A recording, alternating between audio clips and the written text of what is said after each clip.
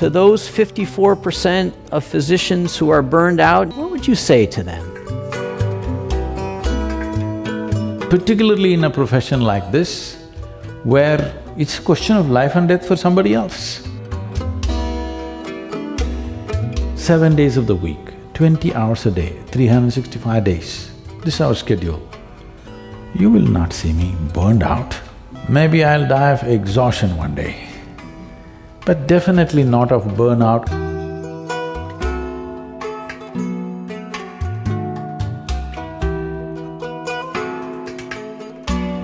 A big study came out.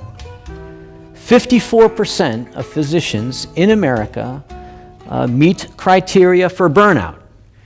And nurses are in the same boat. And you're here at a medical school, and we're looking for answers, and we're looking for hope. And so to those 54% of physicians who are burned out, and the nurses and PAs and nurse practitioners, all of us in healthcare, what would you say to them? If we have to bring health, either to ourselves or to others, one fundamental thing is you bring a very profound sense of wholeness into you. The various dimensions of life that we are, all of it is in sync and functioning well. It's sad to hear that physicians are in a state of burnout. How would they cause health?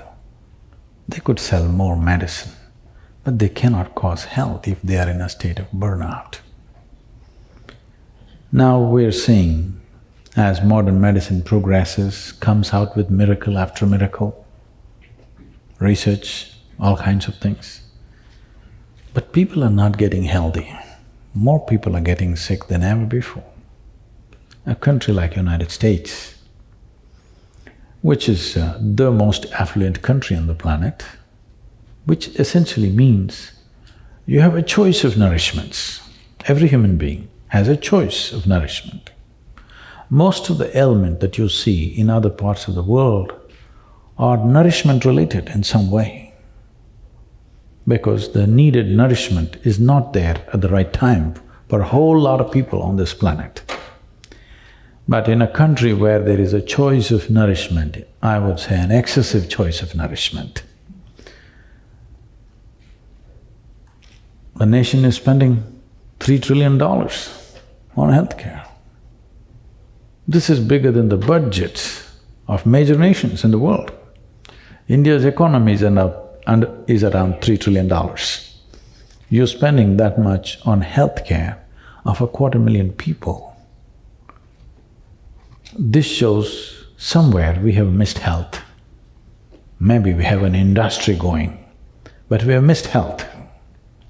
Well, we can explain it in so many ways, but doctors being under burnout, I see this in every profession. Everybody thinks their profession is the most difficult one. If any individual human being is creating something that they really care for, there would be never any kind of burnout. Myself and a whole lot of people around me, we are 7 days of the week, 20 hours a day, 365 days, this is our schedule. You will not see me burned out. Maybe sometimes I'll get physically exhausted. Maybe I'll die of exhaustion one day, but definitely not of burnout or boredom. Those two things will never happen to me. Why I'm saying this is, the fundamental reason why this is happening is particularly the physicians, because there are various kinds of professions. But particularly when people go to a doctor, in some way they're placing their life in his hands. So when somebody is willing to place their life in your hands, you must treat it as a sacred duty. It's not just a job. It's not just a business. When somebody is willing to place their life in your hands, I'm telling you, even people who live with you, your own wife and children or husband is not willing to place their life in your hands completely. But somebody, an unknown person comes and places his life in your hands, I think it's the greatest privilege that somebody trusts you at that level, that they're willing to trust you with life. You could do right things or wrong things, knowingly or unknowingly, because nobody has figured the human body absolutely, all right? We know it to some extent. So you may do any number of wrong things, but they place their life into your hands. I think traditionally it was said like this in India. In any given society, if education, medicine and spiritual process, if it gets commercialized, that society will go down the drain. I think we are doing this to the entire modern world. All three are becoming commercialized. There is nothing wrong with commerce. Commerce is a transaction of give and take. You give me this, I'll give you that. But there are some things which cannot be handled as just give and take. If you bring this aspect of transaction into spiritual process, into education and into medicine, then it turns ugly, and that ugliness will definitely burn you out one way or the other. Above all, what people are experiencing is burnout is, first of all, they're doing something that they don't care for. If they were genuinely doing something that they truly care for, there would be no burnout. The more opportunity you get to do it, the better it would be, isn't it? Everything is towards a certain end. The joy of doing what you're doing is not there in one's life.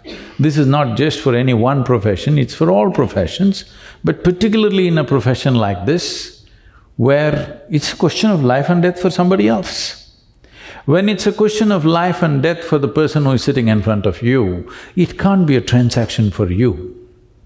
Well, there is a business end to everything, because to make anything sustainable, there has to be a business end to it. We are not against the business end of it, but within yourself, if you don't do it as a great offering to the person who is sitting in front of you, of course they will pay their fee, but within yourself, if you're not like this, definitely you will burn out doing this kind of work.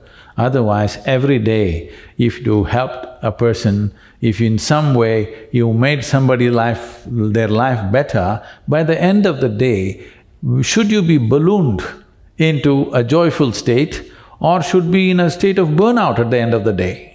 It should not be a burnout. If you genuinely experienced, you have enhanced many lives around you, this is not about service, this is not about ideas of I served this, I did this. No, there is a joy within a human being when they're able to touch another life.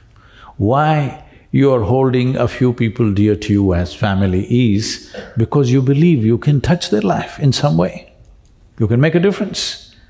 That is what is most important for a human being. In every activity that we perform, whatever the nature of the activity, how profoundly we can touch someone else, this is what makes the big difference. If you make a movie, you don't want to make a movie which nobody wants to watch, would you? You want people to watch this movie and come to tears, isn't it? You don't want to build a house that nobody wants to live in. You don't want to cook something that nobody wants to eat. These things you can do only because in some way you are able to touch another life through your activity. This is most fundamental need within the human being. And as a physician, you have a phenomenal opportunity of touching lives like very few other professions can do. And this should not lead to burnout, but this is happening so because we are trying to treat it like a transaction. And the most fundamental thing that we have not understood in this process is that human experience is caused from within, not from outside. Your joy and misery, your pain and pleasure, your agony and ecstasy, even light and darkness right now is happening only within you. It never happens around you. What happens within you If you try to fix it by fixing what is around you, you will go bonkers in no time. I am surprised why only 54%.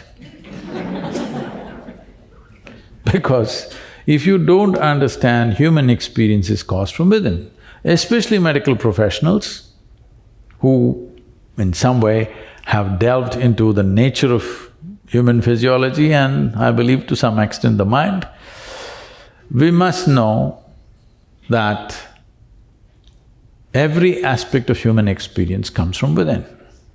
And today, modern medicine especially, unlike the traditional medicine, is entirely chemical fixes for everything. So you understand that both health and illness is happening because of chemistry. Joy and misery is a certain chemistry, different types of chemistry. Ecstasy and agony are different types of chemistry. Or in other words, we are a chemical soup. The question is only, are you a great soup or a lousy soup? Now, if I give soup-making ingredients to all of you, do you believe all of you will come with the same kind of soup? You will come with 100 different varieties of soups. So there is something called as the skill of soup making. I can teach you a way of making your chemistry into a blissful chemistry. That means you're blissful by your own nature, not because of something that happened around you. This is exactly what I'm saying.